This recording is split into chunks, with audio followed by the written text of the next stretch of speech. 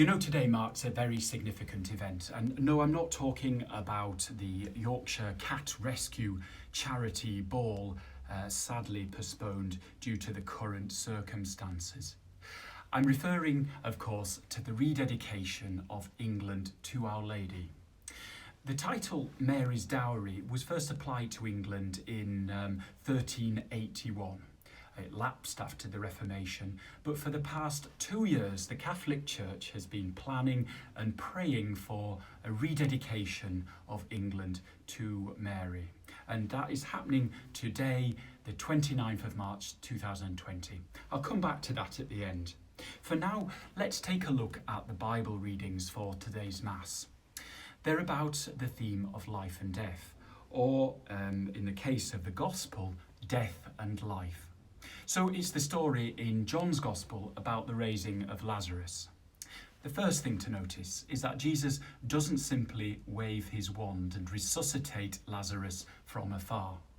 Instead, before the miracle, there's an encounter, an exchange between him and Lazarus' sisters, Martha and Mary. The encounter goes like this. Jesus arrives at Lazarus' home and discovers that he died 4 days previously.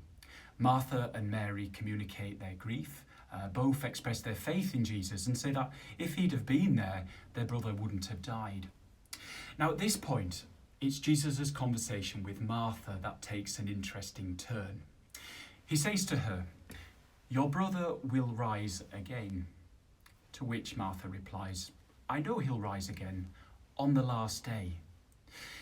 Then Jesus responds with a sort of wow statement about himself.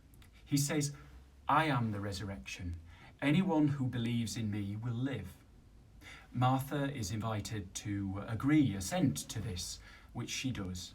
And in doing so, Martha is agreeing to the belief that God, through Christ, allows tragedy to be transformed into victory. Jesus then goes into the tomb and he leads Lazarus out alive. Now, the main point of the episode is not the miracle, but the sign it contains. The sign for us that an honest, heartfelt encounter with Christ allows for a transformation of tragedy into glory. It's what St. Paul is getting at in the second reading from the Mass, in his letter to the Romans, when he says that if the Spirit of Christ is within you, then he who raised Jesus from the dead will give you life. The prophet Ezekiel is saying the same thing in the first reading. He, the prophet Ezekiel, carries the promise that the Lord will return the people to their land safely. Remember that Ezekiel was addressing the Jewish people who were in exile in Babylon.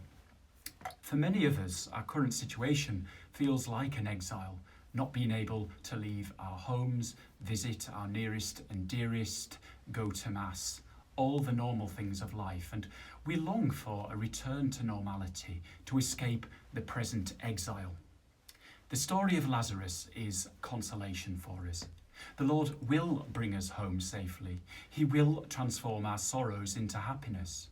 But as St. Paul commends, we must allow his Spirit to dwell within us.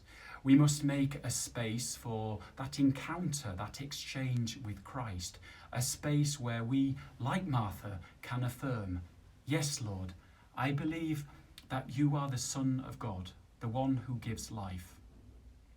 You know, a sure way to encounter Christ is to stand with his Blessed Mother at the foot of the cross. By gazing with her at the crucified Christ, we share in the sufferings and sadness of the world around us. In standing with Mary, we become more sensitive to the pain of those who grieve for loved ones. Devotion to Mary allows us to recognise that she is a model for our faith. Mary knew that with God, even our disasters can be turned into victory. So here's a suggestion for our week ahead, that each day we recite the Hail, Holy Queen, the Salve Regina prayer, in thanksgiving for the rededication of England to Our Lady. The words are very relevant to us at this moment in time.